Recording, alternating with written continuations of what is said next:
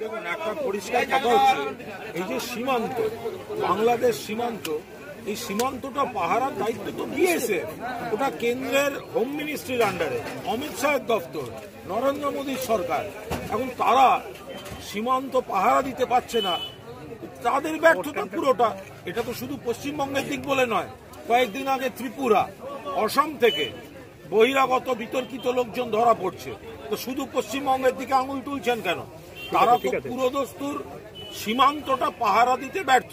কিছুদিন আগে গায়ের জোরে ওরা সংসদে আইন বদলে সীমান্ত থেকে আগে 15 কিলোমিটার বিএসএফ এর জুরিসডিকশন ছিল, বাড়িয়ে 50 কিলোমিটার করে নিল।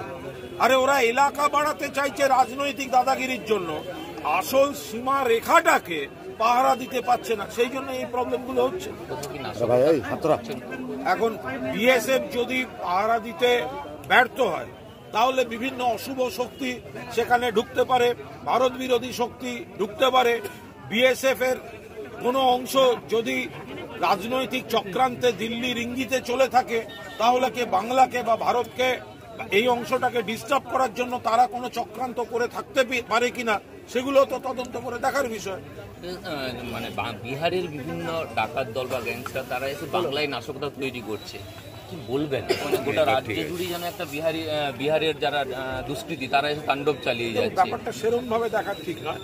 নিশ্চিতভাবে বাইরের লোক আসছে, এবং আমি তো বারবার বলছি যে আগে এটা একই ঘটনা আগেও ঘটেছে, সিপিএম জমানায় বহু ঘটেছে, অন্য রাজ্যেও বাইরের রাজ্য থেকে লোক এসে গন্ডগোল করে যাচ্ছে।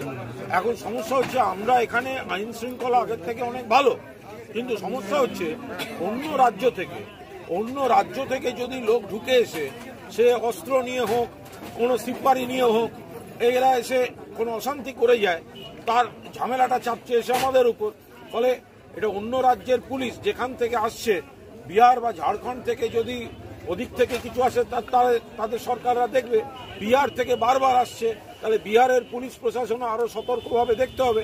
আমাদের পুলিশ প্রশাসন সতর্ক আছে, আরো কি সতর্ক হওয়া প্রয়োজন বলে মনে করেন? সতর্কতা সবসময় দরকার। মাননীয় মুখ্যমন্ত্রী তো বারবার পুলিশকে বলছেন, ভালো কাজ আগের থেকে হচ্ছে, কিন্তু আত্মতুষ্টির কোনো অবকাশ নেই। মুখ্যমন্ত্রী সবসময় আরো সতর্কতা, আরো সক্রিয় পদক্ষেপের কথা বলছেন।